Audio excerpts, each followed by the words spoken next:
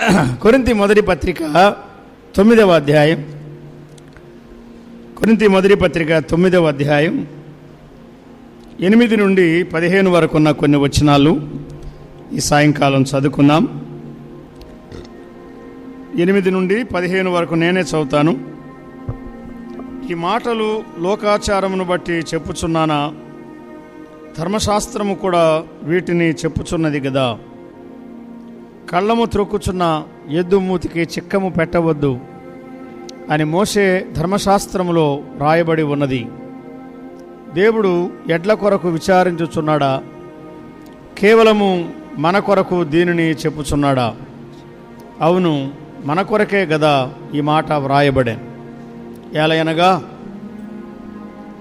దున్నువాడు ఆశతో దున్నవలెను, కళ్ళము త్రొక్కించువాడు పంటలో పాలు పొందుదును అను ఆశతో త్రొక్కింపవలెను. మీ కొరకు ఆత్మ సంబంధమైనవి మేము విత్తి ఉండగా మీ వలన శరీర సంబంధమైన ఫలములు కోసుకొనుట గొప్ప కార్యమా? ఇతరులకు మీపైని ఈ అధికారంలో పాలు కలిగిన ఎడల మాకు ఎక్కువ కలదు గదా. అయితే మేము ఈ అధికారమును వినియోగించుకొనలేదు. క్రీస్తు సువార్తకు ఏ అభ్యంతరమైనను కలుగచేయకొనుటకై అన్నిటినీ సహించుచున్నాం. ఆలయ కృత్యములు జరిగించువారు ఆలయము వలన జీవనము చేయుచున్నారు అనియు, బలిపీఠమును వద్ద కనిపెట్టుకొని ఉండువారు బలిపీఠముతో పాలివారై ఉన్నారనియు మీరు ఎరుగరా?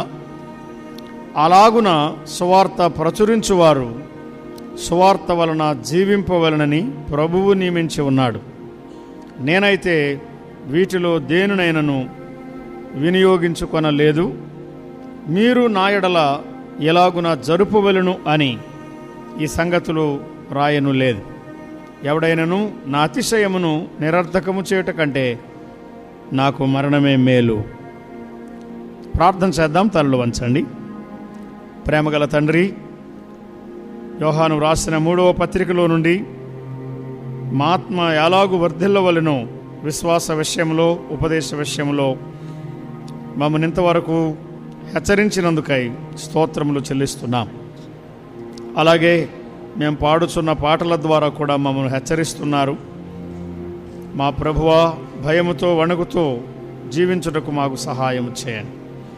చేరువచ్చిన విశ్వాసులందరిని బట్టి, ప్రయాసపడి పనిచేయుచున్న మీ దాసులను బట్టి, సంఘములు కాయచు నడిపిస్తున్న నాయకులను బట్టి, పరిచర్యలో సహాయపడుచున్న పరిచారకులు పరిచారకురాండ్రను బట్టి మీకు స్తోత్రములు చెల్లిస్తున్నాం. ఈ సాయంకాలం కూడా మాతో ముచ్చటించుదురని, మీ మనస్సును మాకు తేటగా తెలియచేయమని, విధేయత చూపడానికి మా అందరికీ దీన మనస్సు దయచేయమని, నిష్ప్రయోజకుడు నిలిచి ఉండగా కనికరించి ఆత్మతో నడిపించుమని మా ప్రభు అయిన క్రీస్తు యేసు నామమున వేడుకొనుచున్నాం తండ్రి. ఆమె. ప్రియమైన స్నేహితులారా, ప్రభునందున్న సోదరి సోదరులారా, ఉదయకాలం కొరింథీ మొదటి పత్రిక 16వ అధ్యాయంలో ఉన్న సారాంశాన్ని మనం జ్ఞాపకం చేసుకున్నాం. 9వ అధ్యాయంలో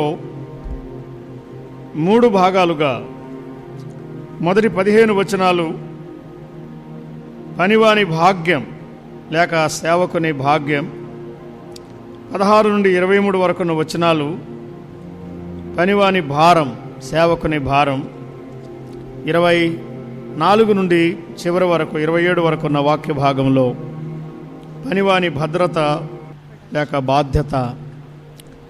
ఈ శీర్షికలు మన ఎదుట ఉంచుకొని సువార్త ప్రకటన ఎలాగూ చేయాలో, సువార్త ద్వారా కొంతమందిని ప్రభు కొరకు ఎలాగూ సంపాదించాలో, ఆత్మల రక్షణ పట్ల మనం ఎలాగూ ఆశ కలిగి, వేదన కలిగి, భారము కలిగి ప్రార్థిస్తూ ప్రయాసపడే వారంగా ఉండాలో, సువార్త తేటగా సామాన్యమైన సువార్త, స్పష్టమైన సువార్త, క్రీస్తును గురించిన సువార్త, సిలువను గురించిన సువార్త, కృపా సువార్త, రక్షణ కలిగించే సువార్త, స్వచ్ఛమైన సువార్త మనం ఎలాగూ అందించాలో మన జ్ఞానం, మన చాతుర్యం, మన చమత్కారం, ముచ్చటలు, కల్పనా కథలు వాటికి అవకాశం ఇవ్వకుండా ప్రార్థనతో, దేవుని శక్తితో, ఆత్మతో సువార్త ప్రకటన, వాక్య ప్రకటన ఎలా చేయాలో ఉదయకాలం మనం విన్నాం. అలాగే ఈ మధ్యాహ్నం కూడా ఉపదేశం విషయమై మరికొన్ని సంగతులను దేవుని దాసుల ద్వారా ప్రభు మనకు అందించాడు. ఈ సాయంకాలం చాలా క్లుప్తంగా సంఘాల బాధ్యత, విశ్వాసుల బాధ్యత, సేవ చేయువారి పట్ల, సువార్త ప్రకటించు వారి పట్ల, పిలువబడిన వారి పట్ల, సంఘముల ద్వారా సిఫారసు చేయబడిన వారి పట్ల, పంపబడిన వారి పట్ల, ప్రయాసపడు వారి పట్ల విశ్వాసి బాధ్యత, సంఘాల బాధ్యత నేను జ్ఞాపకం చేయాలని ఆశిస్తున్నాను. చాలా సున్నితమైన విషయం ఇది. యోహాను రాసిన 3వ పత్రికలో కూడా దేవుని దాసులు వాటిని అందిస్తారని నమ్ముతున్నాను. వీలైనంత వరకు వారి పాఠానికి అడ్డం పోకుండా నేను జాగ్రత్త పడతాను.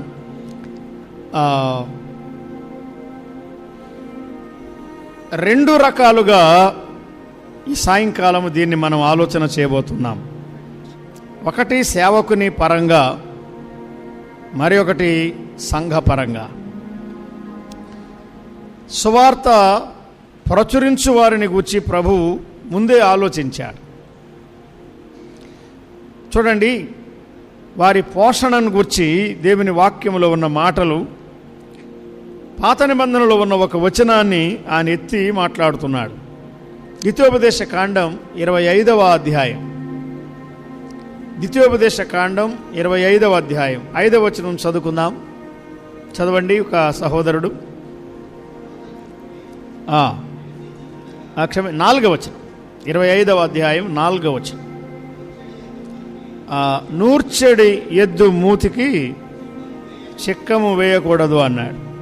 మనందరికీ బాగా కంటదగా తెలిసిన వచనమే.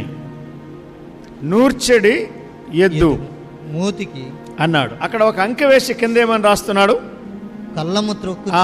కళ్ళము త్రొక్కుచున్న ఎద్దు. నూర్చెడి ఎద్దు, కళ్ళము త్రొక్కుచున్న ఎద్దు అన్నాడు. కళ్ళము త్రొక్కుచున్న లేక నూర్చెడి ఎద్దు. ఎద్దు మూతికి చిక్కము వేయవద్దు, వేయకూడదు అంటే అర్థం ఏమిటంటే ఎద్దుకు తగిన మేత పెట్టాలి అనే కదా. సాధారణంగా ఎక్కడైనా కళ్ళము త్రొక్కించే ఎద్దులుంటే వాటి మూతికి తప్పకుండా చిక్క ఉంటుంది. ఎందుకుంటుంది? వ్యవసాయం చేసేవారికి తెలుసు ఈ సంగతులు. నేను వ్యవసాయం చేయలేదు, నాకు తెలియదు, బైబిల్లో ఉన్నవే. మామూలుగా కళ్ళము త్రొక్కే ఎద్దు మూతికి చిక్క ఉంటుంది. ఎందుకుంటుంది? ధర్మశాస్త్రములో నూర్చెడు ఎద్దు మూతికి చిక్కము పెట్టకూడదు, వేయకూడదు అన్నాడు. కళ్ళము త్రొక్కుచూ ఉండగా కళ్ళము త్రొక్కే పనిని, కళ్ళము త్రొక్కే బాధ్యతను విస్మరించి మర్చిపోయి మేత మీద పడిపోతుంది అనే దృష్టితో యజమాని ఏం చేస్తాడు? ఎద్దు మూతికి చిక్కము వేస్తాడు. ఎప్పుడు వేస్తాడు? పని చేస్తూ ఉండగా మూతికి చిక్కం వేస్తాడు. పని అయిపోయిన తర్వాత ఎద్దుకు మేత పెడతాడు. అంతే కదా. పని ముగించిన తర్వాత చిక్కము తీసివేసి ఎద్దుకు తగిన మేత ఇస్తాడు యజమాని, నీళ్లు ఇస్తాడు. ఇంకా కొంతమంది రైతులు, యజమానులు అయితే ఆ ఎద్దును బాగా శుద్ధి చేస్తారు, ఆ ఎద్దుకు సౌకర్యాలు కలిగిస్తారు. ఆ ఎద్దుకు కావలసిన వాటన్నిటినీ ఆలోచించి ఏదోలే మనకి సేవ చేస్తే చాలు అని కాకుండా, ఆ ఎద్దు నా కొరకు ప్రయాసపడుతున్నది, నాకు పంట పండడానికి ఎద్దు చాలా ఆధారంగా ఉన్నది అని ఎరిగిన యజమాని, ప్రేమగల యజమాని ఎద్దును కష్టపెట్టాడు. ఏం చేస్తాడు? ఎద్దుకు తగిన పోషణ ఇస్తాడు, తగిన వసతులు కలిగిస్తాడు, ఎద్దును గూర్చి ఆలోచిస్తాడు. ఎద్దు ప్రయాసపడి పని చేస్తున్నది గనక యజమాని ఎద్దు పట్ల కృతజ్ఞత కలిగి ఉంటాడు. ఇప్పుడు మనం ఆలోచించేది ఎడ్లను గూర్చి కాదు కదా. కొరింథీ మొదటి పత్రిక 9వ అధ్యాయంలో ఏమన్నాడు? దేవుడు ఎడ్ల కొరకు విచారించుచున్నాడా? 9వ వచనం చివరి భాగం, దేవుడు ఎడ్ల కొరకు విచారించుచున్నాడా అని చెప్తున్నాడు. బైబిలు ఎడ్లను గూర్చి కాదు రాయబడింది, ఎడ్లను గూర్చి కాదు, ఎడ్ల కొరకు కాదు. మరి ఎవరి కొరకు? మన కొరకే గదా ఈ మాట చెప్పుచున్నాడు అన్నాడు. అది కూడా అక్కడే రాయబడింది. ఫాక్స్ గారు చెప్పేవారు వారి దినాల్లో, బైబిల్ కామెంటరీ బైబిలే. బైబిలు వ్యాఖ్యానించినట్టు ఇంకెవరు వ్యాఖ్యానించలేరని. మనం ఎన్ని గ్రంథాలు, సరే సహాయకరంగా గ్రంథాలు ఉన్నాయి, చాలామంది రచించిన గ్రంథాలు క్రింద ఉన్నాయి, ధర చెల్లించి తీసుకోండి, చదవండి, మేలు పొందండి. విజయానందం గారు రాసిన పుస్తకాలు కూడా ఉన్నాయి, చెప్పమని బ్రదర్స్ చెప్పారు. అనేక మంది అనుభవజ్ఞులు రాస్తున్న పుస్తకాలు ఉన్నాయి మన సహవాసంలో. దేవుడు ఎడ్ల కొరకు చెప్పుచున్నాడా? ఎడ్ల కొరకు విచారిస్తున్నాడా? మన కొరకే గదా ఈ మాట చెప్పుచున్నాడు అన్నాడు. అంటే సువార్త ప్రచురించేవారు, సువార్తకు పిలువబడిన వారు, సువార్త పనిలో ప్రయాసపడేవారు, సువార్త పనికి సంఘం వల్ల అప్పగింపబడిన వారు ఎడ్ల పోలికలో ఉన్నారు. నూర్చెడు ఎద్దు మూతికి చిక్కము పెట్టవద్దు అని దేవుని వాక్యం చెప్తున్నారు కదా. నూర్చెడు ఎద్దు మూతికి చిక్కము పెట్టవద్దు. పాత నిబంధనలో ఉన్నది ఆ మాట, క్రొత్త నిబంధనలో కూడా ఆ మాట చెప్తున్నాడు. మొట్టమొదట సేవకుని పక్షముగా, సువార్త ప్రకటించే వారి పక్షముగా దాన్ని మనం ఆలోచించేద్దాం. పౌలు ఏమని చెప్తున్నాడు చూడండి. 9వ అధ్యాయం, కొరింథీ మొదటి పత్రిక 9వ అధ్యాయం 12వ వచనం చదువయా. ఇతరులకు మీపైన ఈ అధికారంలో పాలు కలిగిన యెడల, సువార్త ప్రకటించే వారికి మీ ద్వారా ఏదైనా ఫలము పొందేటువంటి స్వాతంత్ర్యం ఉంటే, అధికారం ఉంటే వారికన్నా మాకు ఎక్కువ కలదు కదా అన్నాడు. అయితే ఎందుకు వారికన్నా ఎక్కువ కలదన్నాడు? వీరే కదా అకై ప్రాంతానికి వెళ్ళి సువార్త ప్రకటించారు.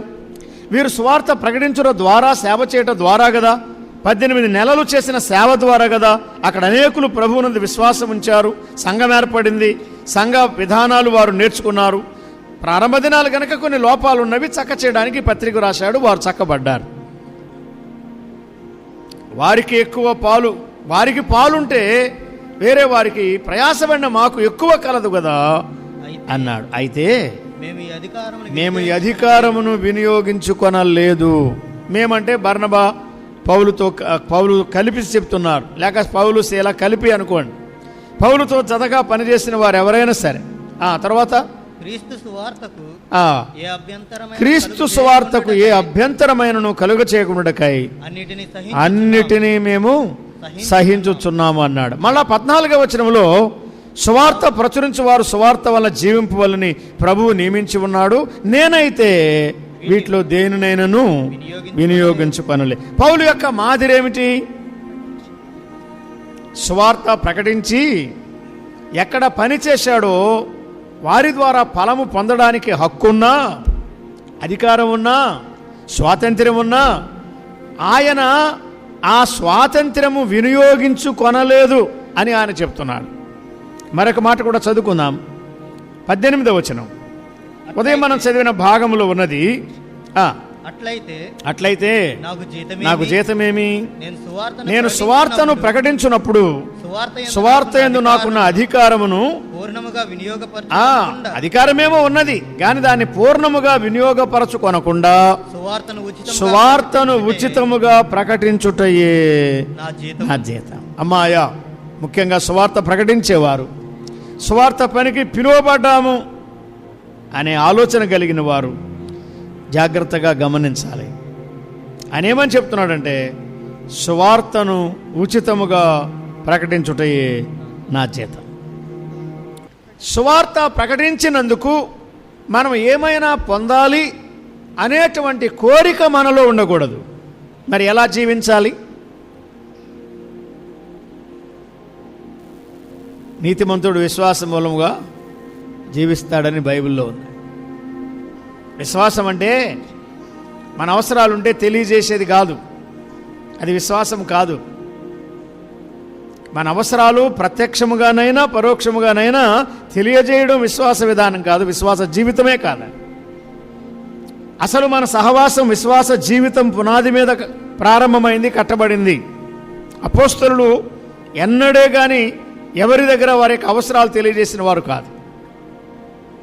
సువార్తకు పిలువబడిన ఎవరైనా ప్రభు పిలిస్తే సువార్తకు రావాలి, సువార్త పని చేయాలి. కానీ వారు వీరితో సహాయం చేస్తారనే కోరికతో, ఉద్దేశంతో మాత్రం సువార్త పనికి అప్పగించుకోకూడదు.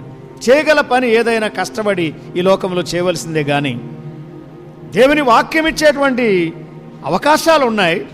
సంఘం యొక్క బాధ్యత వేరు, అందులో విశ్వాసులు వారి బాధ్యత వేరు. మనమైతే సువార్త ప్రకటించేవారు.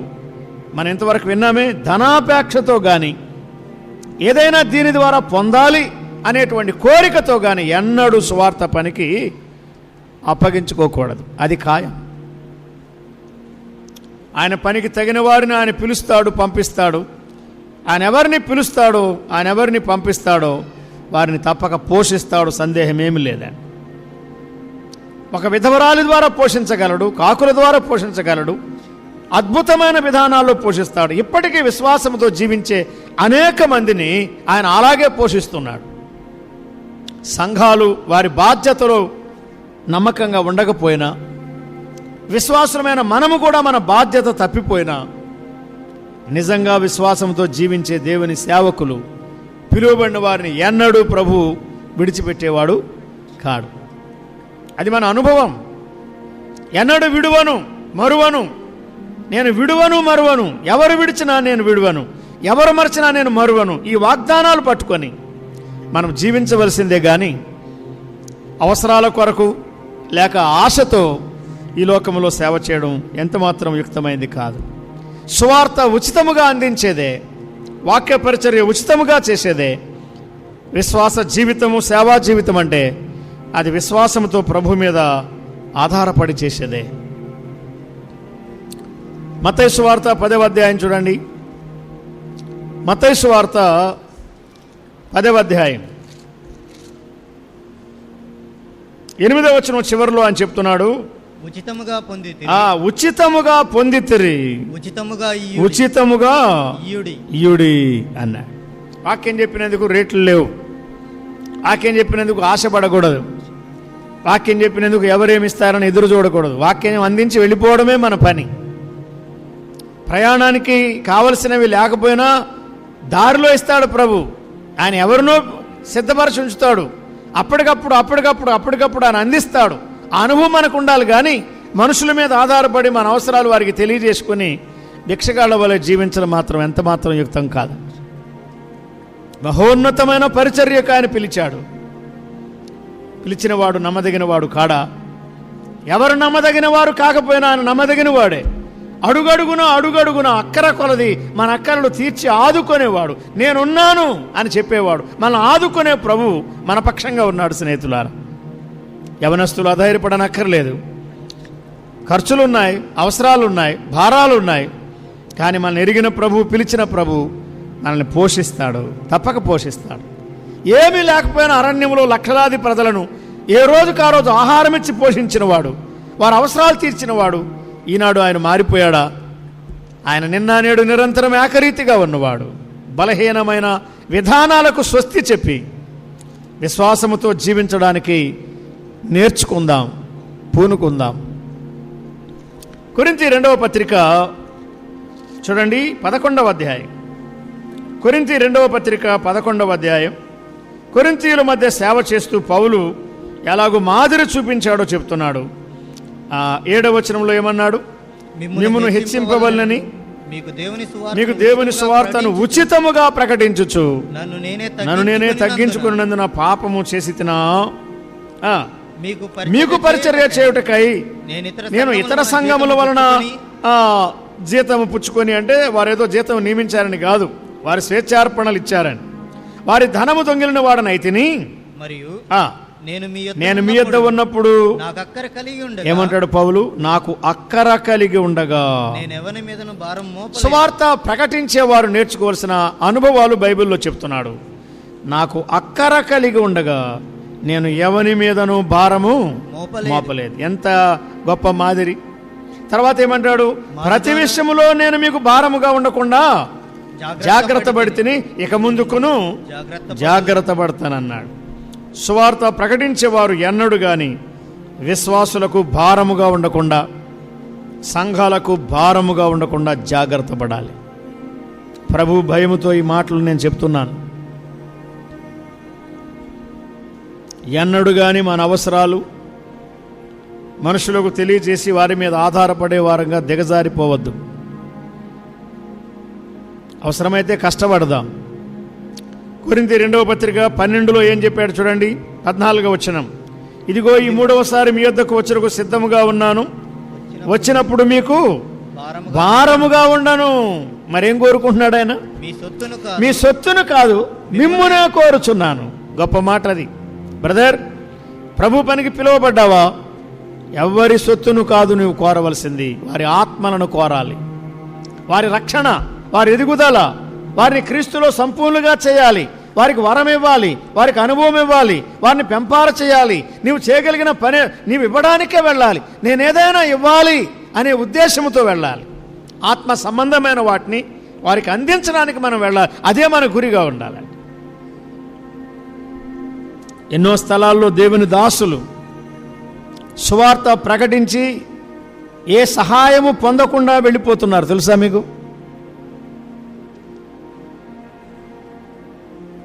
వారికి భారముగా ఉండకూడదు. వారికి ఆశ ఉన్నది, ఫలాని వారు రావాలి, వాక్యం చెప్పాలి, సామర్థ్యం లేదు. వారి ద్వారానే మనం పొందాలని ఎందుకు అనుకోవాలి? ఎవరి ద్వారా ప్రభు మన అవసరాలు తీర్చినా చాలు. మనం వెళ్ళి ఏం చేయాలి?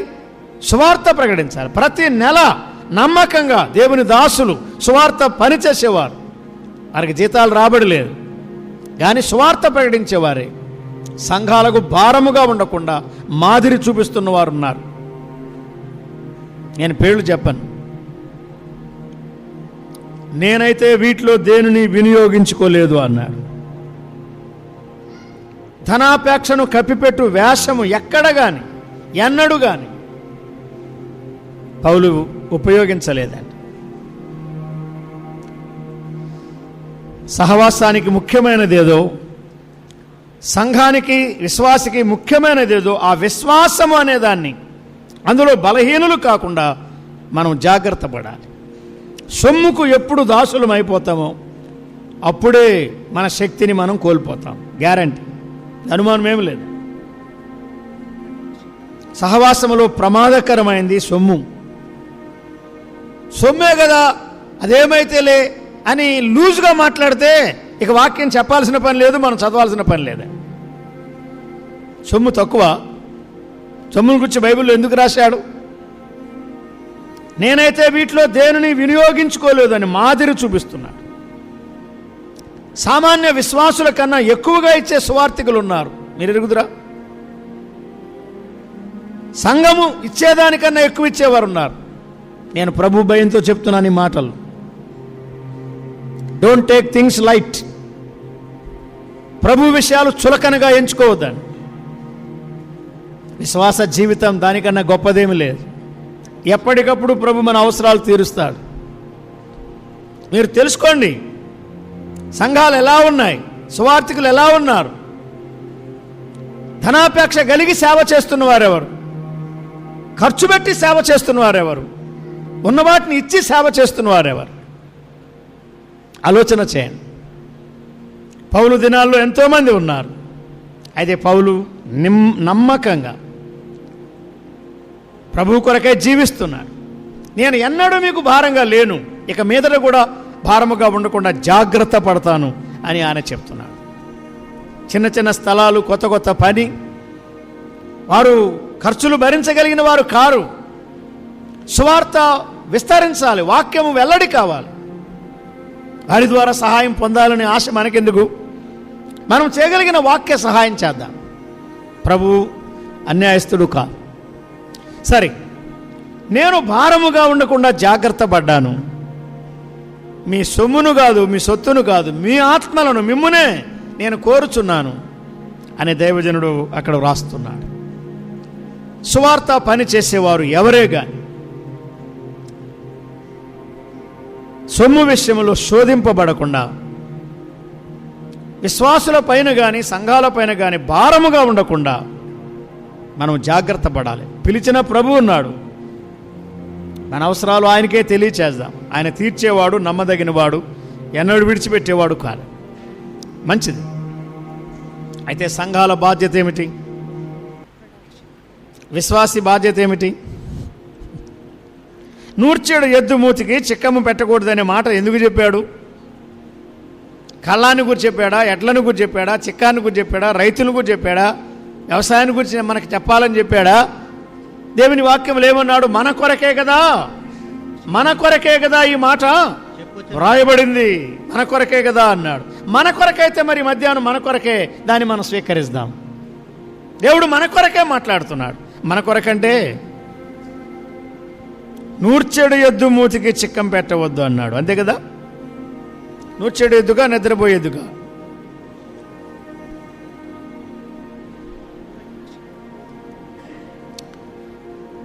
సువార్త ప్రకటించేవారు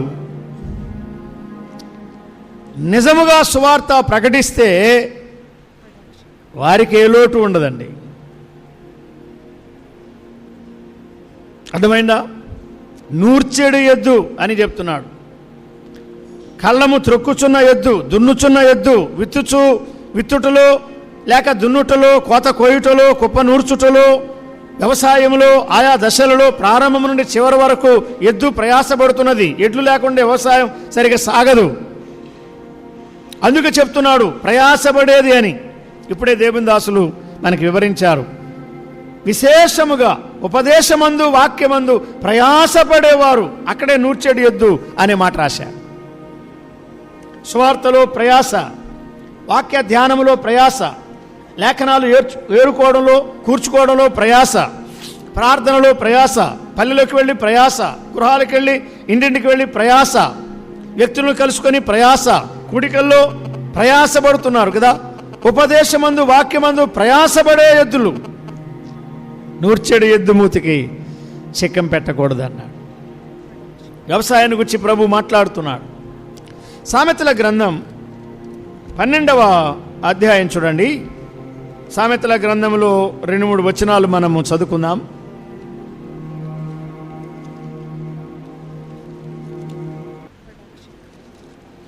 సామెతల గ్రంథం 12వ అధ్యాయం 11వ వచనం చదవండి. 12-11. తన భూమిని సేద్యపరచుకుని వానికి ఆహారం సమృద్ధిగా కలుగును. ఇది వాగ్దానం. ఆహారము సమృద్ధిగా కలుగును అన్నాడు. ఎవరికి? తన భూమిని సేద్యపరచుకుని వానికి. సోమరు ఏం చేస్తాడు? అందరూ దున్నేటప్పుడు దున్నడు, అందరూ విత్తినప్పుడు విత్తడు. కానీ అందరికీ పంట వచ్చినప్పుడు నేను కూడా పంట కోసుకోవాలని పోతే వాని పొలంలో ఏముంటాయి? ముళ్ళ తుప్పలే కదా. సామెతల్లో చెప్పాడు కదా. ఎందుకు? నిద్రపోయేవాడు, బద్ధకస్తుడు, పని చేయని వాడు, వానికి ఆహారం ఎలా వస్తుంది? మరి ఆహారం ఎవరికి వస్తుంది? పని చేసేవారికి ఆహారం. కష్టే ఫలి, అన్యులు చెప్పిన మాట. కష్టే ఫలి, కష్టపడితే ఫలం ఉన్నది. సువార్థికులు కష్టపడాలి, సేవకులు కష్టపడాలి, ప్రయాసపడాలి. ఎద్దు అంటే ప్రయాసపడేది. తన భూమిని సేద్యపరచుకుని వానికి ఆహారము సమృద్ధిగా కలుగును అన్నాడు. 13వ అధ్యాయం 22లో 13-23 చూడండి. సామెతలు 13-23. బేదలు సేద్యపరచు. బేదలంటే దీనులని.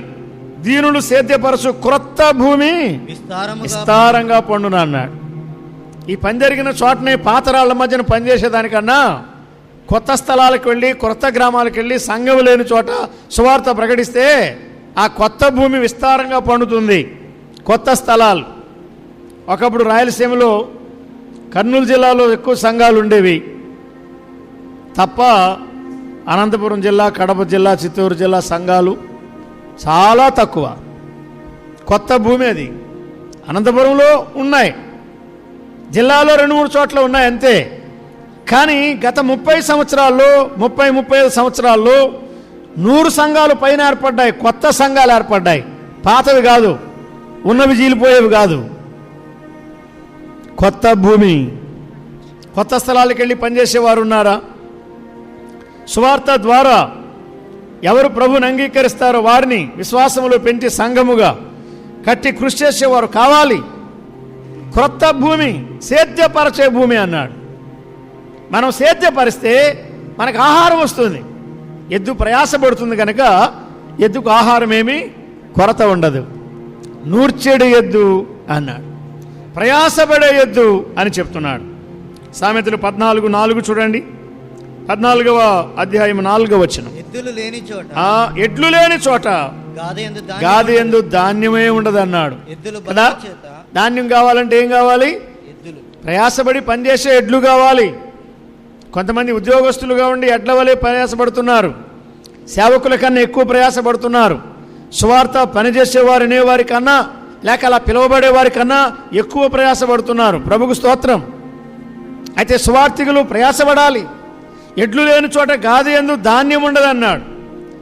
బురదలో ధాన్యం పోస్తే, వ్యవసాయం చేస్తే ఒకరోజు ఏమవుతుంది? ధాన్యం విస్తారంగా వస్తుంది. తర్వాత ఏమంటాడు చూడండి, ఎడ్ల బలము చేత విస్తారమైన రాబడి వస్తుంది అన్నాడు. సువార్థికులు ఉన్న చోట రాబడి ఉందా? సువార్థికులు ఉన్న చోట ఆత్మలు ఉన్నవా? సువార్థికులు ఉన్న చోట పని విస్తరిస్తున్నదా? సువార్థికులు ఉన్న చోట పని స్థిరంగా ఉందా? సువార్థికులు ఉన్న చోట పని బలంగా ఉందా? సువార్థికులు ఉన్న చోట తలనొప్పిగా ఉందా? ఎందుకని తెచ్చుకున్నావయ్యా? ఎందుకని తెచ్చుకున్నామని చాలామంది పంపలేక ఉంచుకోలేక బాధపడిపోతున్నారు. ఎందువల్ల? సేవకులు ప్రయాస పడకపోతే, వాక్య ధ్యానము చేయకపోతే, ప్రార్థన చేయకపోతే, ప్రయాస పడకపోతే, ఆత్మలను సంపాదించకపోతే, సంఘాన్ని కట్టకపోతే సంఘానికి ప్రయోజనం ఏముంది? సేవకుల అవసరాలు ఉన్నాయి, ప్రభు తీరుస్తాడు. మన అవసరాల గురించి మాత్రమే మన ఆలోచన చేస్తే, ఆత్మల గురించి ఆలోచన చేయకపోతే ప్రభు పని ఎలా వర్ధిల్లుతుంది? ఎడ్ల బలము చేత విస్తారమైన రాబడి వస్తుంది అన్నాడు. ఎడ్లు లేని చోట గాది యందు ధాన్యం ఉండదు అని చెప్తున్నాడు. కనుక ప్రయాసపడేవారు కావాలి, అది దాని భావం కదా. నూర్చేవారు, వ్యవసాయం మొదటి దశ నుండి చివరి దశ వరకు ఎడ్లు అవసరమే. అందుకే ఎడ్లు అని చెప్పాడు, కానీ దేవుడు ఎడ్ల కొరకు కాదు, మన కొరకే చెప్తున్నాడు. పాత నిబంధన కాలంలో ఆయన దాసులను వాడుకున్నాడు. క్రొత్త నిబంధన కాలంలో ఆయన దాసులను వాడుకున్నాడు. మన కాలంలో కూడా ఆయన దాసులను ఆయన ఉపయోగిస్తున్నాడు. పిలిచి వారిని బలపరచి ఉపయోగిస్తున్నాడు. ఎడ్ల బలం. కీర్తన 144:14 చూడండి. కీర్తన 144:14. మా ఎడ్లు గొప్ప బరువులు మోయగలవి. చిక్కిపోయినవి, బలహీనమైనవి, లేవలేనివి, పరుగెత్తలేనివి, ప్రయాసపడలేనివి, కాలు గదపలేనివి, ఒళ్ళు మెదపలేనివి అని కాదు. అక్కడేమన్నాడు? మా ఎడ్లు గొప్ప బరువులు మోయగలవు.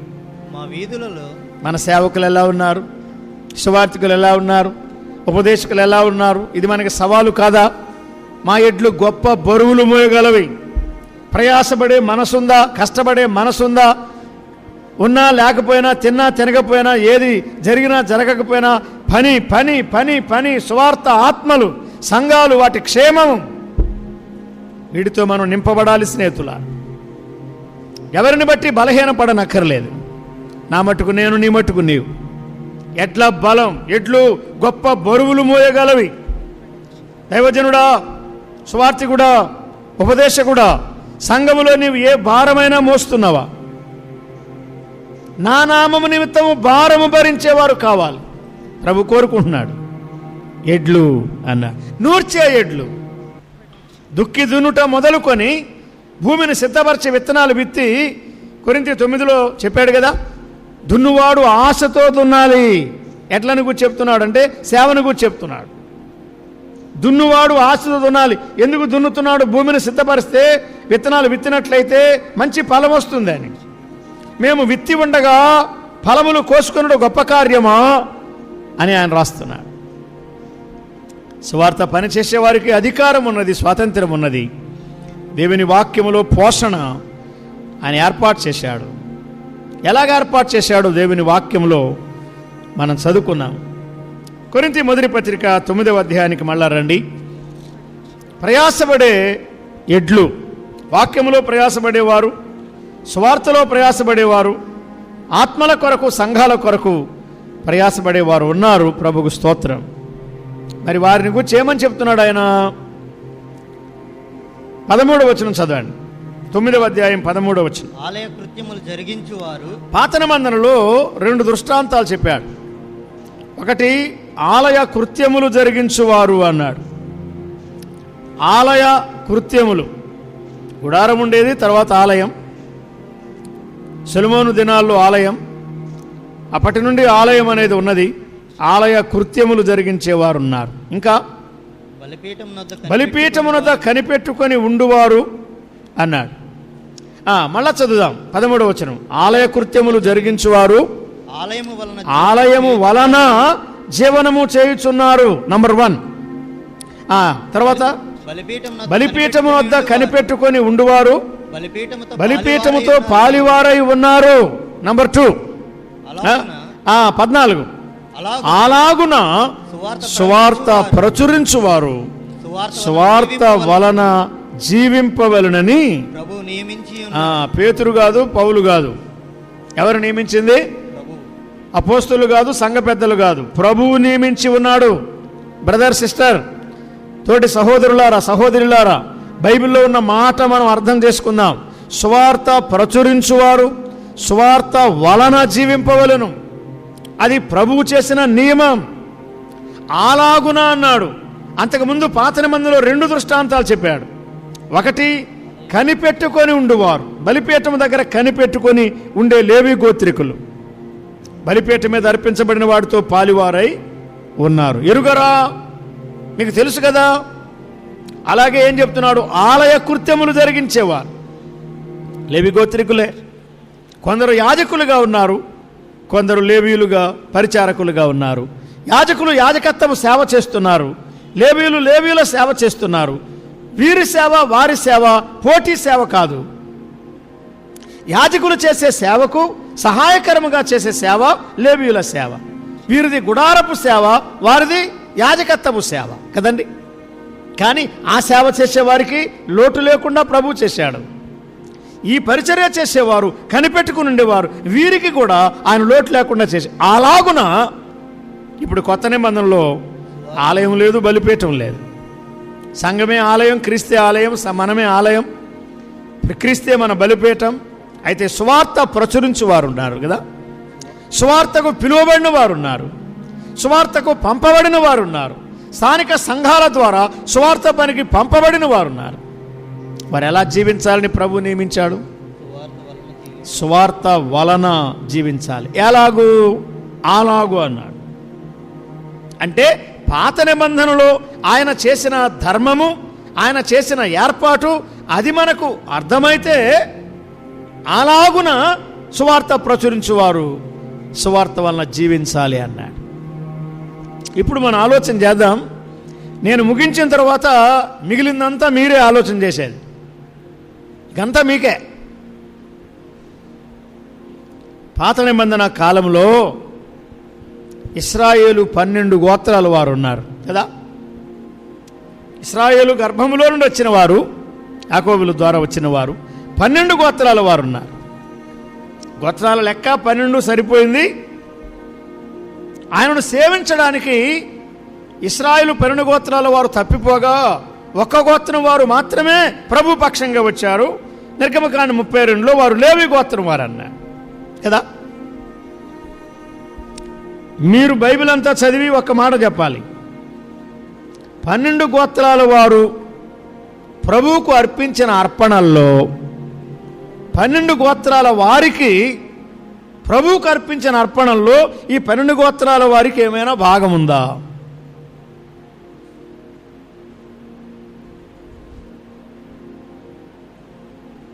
బైబిల్ చదివి మొత్తం చదివి చెప్పండి. ఇప్పుడు కాకపోతే మళ్ళీ ఏం చదవండి. ఇప్పటి వరకు చదవలేకపోతే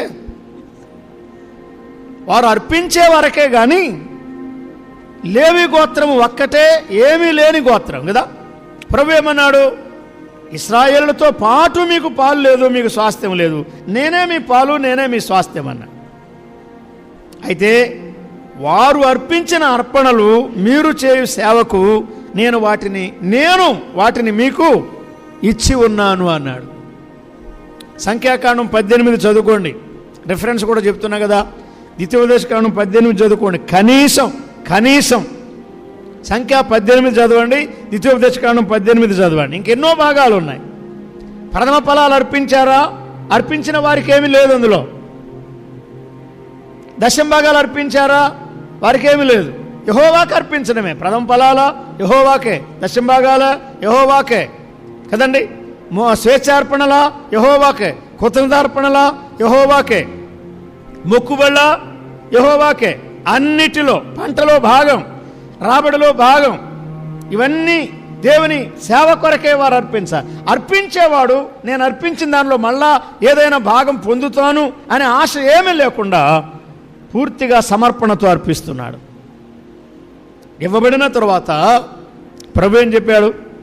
వారు చేయు సేవకు నా భాగాన్ని నేను వారికిచ్చాను అని ఆయన చెప్పాడు. సేవకు అన్నాడు. అందుకే మనం ఆలోచించవలసింది ఏమిటంటే, సేవ చేయు వారికి ఏ లోటు లేకుండా ప్రభువే చూస్తాడండి. సువార్త ప్రచురించేవారు సువార్త పనిలో నిమగ్నమై ఉండాలి. మనం దాని కొరకే సిద్ధపడాలి. మన సమయాన్ని దాని కొరకు వినియోగించాలి. ప్రార్థన చేసినా, ధ్యానము చేసినా, సిద్ధపడినా, ఏది చేసినా, ఏ పనికి మనం పిలువబడ్డామో దానిలో మనం నిమగ్నమై ఉండాలి. తరువాత మన పోషణ ఆయన బాధ్యత. ఆయన తప్పక పోషిస్తాడు.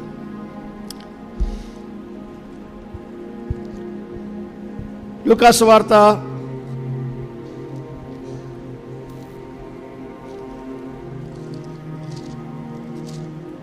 10వ అధ్యాయం 7వ వచనంలో ఏమన్నాడు చూడండి.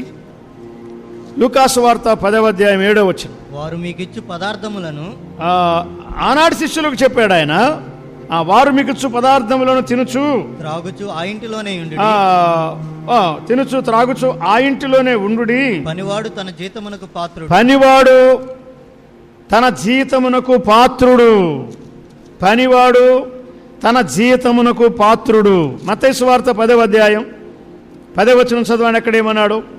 యవనస్తులారా అధైర్యపడకండి, పనివాడు తన ఆహారమునకు పాత్రుడు.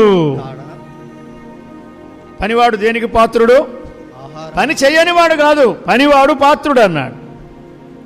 పని చేసేవాడు, పని చేయాలని మనస్సు గలవాడు, పాత్రుడు, యోగ్యుడు. He deserves. అతడు పొందడానికి యోగ్యుడు. ఆహారానికి పాత్రుడే. జీతం అంటే సువార్థికులకు సాధారణంగా జీతాలు ఏర్పాటు చేయకూడదు. జీతం అనే మాట ఏం చెప్తున్నా అంటే రికాంపెన్స్, రివార్డ్. ఏదో వారు చేసేటువంటి ఆ పనికి ఒక చిన్న సహాయంగా, గుర్తుగా మనం ఇచ్చేదే అని, అంతే. దానికి అతడు పాత్రుడే. పనివాడు పాత్రుడు అన్నాడు. ఎద్దు బలము కలిగి, భారము కలిగి, బరువు మోయగలిగి, ప్రయాసపడి దున్ని కళ్ళము త్రొక్కే వరకు వ్యవసాయం అంతట్లో ప్రయాసపడుతూ ఉంటే ఆ ఎద్దుకు ఆయన ఆహారం లేకుండా చేస్తాడా? చేయడం. సంఘాల బాధ్యత, విశ్వాసి బాధ్యత.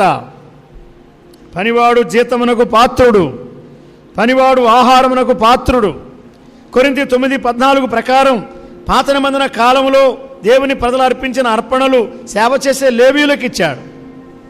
కొత్త నిబంధన కాలంలో విశ్వాసులమైన మనము అర్పించే అర్పణలు దేనికి వాడబడాలి? దేవుని పిల్లలు ఆరాధించి అర్పించే అర్పణలు దేనికి వాడబడాలి? సేవ కొరకు వాడబడాలి, సువార్త పని కొరకు వాడబడాలి. సంఘ అవసరాలకు దానికి సంబంధం లేదు వాస్తవానికి. మరి సంఘానికి ఎట్లా అనే ప్రశ్న ఏం లేదు. ఏ అవసరం ఉన్నా దానికి మనం సమర్పించుకొని తప్పనిసరిగా సంఘ కార్యక్రమాలు మనం జరిగించుకుంటాం. మన ఇంట్లో అవసరాలు ఉంటే మనం చేసుకోవడంలా సంఘానికి అవసరాలు వస్తే ప్రశ్నలు ఎందుకు వస్తాయి? ఒక పెద్ద పొరపాటు ఏమిటంటే, ప్రభువుకు ఇచ్చాము అని చెప్పి మళ్ళా వాటిని ఎక్కువగా మనమే అనుభవిస్తున్నాం. అది పెద్ద పొరపాటు.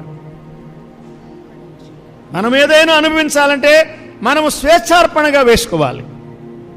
We must meet all other needs. In fact వాస్తవానికి మీరు బాగా ఆలోచన చేస్తే అటువంటి సంఘాలను ప్రభు ఇంకా వర్ధిల్ల చేస్తాడు, ఏ లోటు లేకుండా చేస్తాడు. ప్రభుకిచ్చి మనమే అనుభవించాలి, మనమే ఖర్చు పెట్టుకోవాలి, మనమే వాడుకోవాలి. ఇచ్చినప్పుడు ప్రభుకి ఇచ్చామని తృప్తి, కానీ మనం ఎక్కువగా ఆరగించాలి, అనుభవించాలి. ఇది దేనికి ఖర్చు, అది దేనికి ఖర్చు అంటే మొత్తానికి మనకే ఖర్చు. సువార్తకు ఎంత, సువార్త ప్రకటించే వారికి ఎంత. ఒకవేళ మీ సంఘంలో సువార్థికులు లేరనుకోండి, చాలా సంతోషం, సువార్త ప్రకటించే వారిని చోటకి పంపండి. అంతేగాని ప్రభు సొమ్ము మీరు ఖర్చు పెట్టుకోవడానికి ఎవరిచ్చారు అధికారం? ఆలోచన చేయండి. నేను చెప్పానే, మీరు వెళ్ళిపోయి ఆలోచన చేయండి. నేను అప్పుడప్పుడు ఇటువంటి విషయాలు అక్కడక్కడ పంచుకున్నాను. వాక్యంలో ఉన్నవే. ప్రభు సేవ ఆరాధన చేసిన తరువాత మనం అర్పించేవి ప్రభు పని కొరకై వాడబడ్డానికి ఎక్కువగా నేర్చుకుందాం. సంఘ పెద్దల విషయాల్లో సహకరించాలి. ఇంకా మనకెన్నో ప్రేరేపణలు ప్రవహిస్తాడు. ఉద్యోగాలు, బోనస్సులు, జీతాలు, ప్రమోషన్లు, ఇంక్రిమెంట్లు ఎన్నో ఉంటాయి కదా. వీటన్నిటిలో ప్రభు మనకిచ్చే వాటిలో ప్రభు పనికి మనం మన దగ్గర నిలువ చేద్దాం. వర్ధిల్లన కొలది ఏ అవసరాలు లోటు లేకుండా ప్రభు చేస్తాడు. సభలు జరిగిస్తాడు, క్లాసులు జరిగిస్తాడు, సువార్త జరిగిస్తాడు. పేదల అవసరాలు, విధవరాండ్ర అవసరాలు, అక్కరగల విధవరాండ్ర అవసరాలు, వ్యాధిగ్రస్తుల అవసరాలు అన్నీ తీర్చడానికి ప్రభు చాలిన వాడే. మన ప్రభు శ్రీమంతుడు. అయితే పనివారు, విశ్వాసుల అవసరాలు అది వేరే విషయం. విశ్వాసుల అవసరాలను గురించి మనం ఆలోచిస్తూ సువార్త ప్రకటించే వారిని, సువార్త పనిని నిర్లక్ష్యం చేయకూడదు. స్థానిక సంఘ బాధ్యత కలిగిన నాయకులు దేవుని వాక్య వెలుగులో ఈ విషయాలు మీరు ఆలోచన చేయండి. దీనికి సంబంధించినటువంటి సందేశం, దీనికి సంబంధించిన వచనాలు బైబిల్లో దండిగా ఉన్నాయి. ఇంటికెళ్ళి చూసుకోండి. ప్రార్థన చేద్దాం.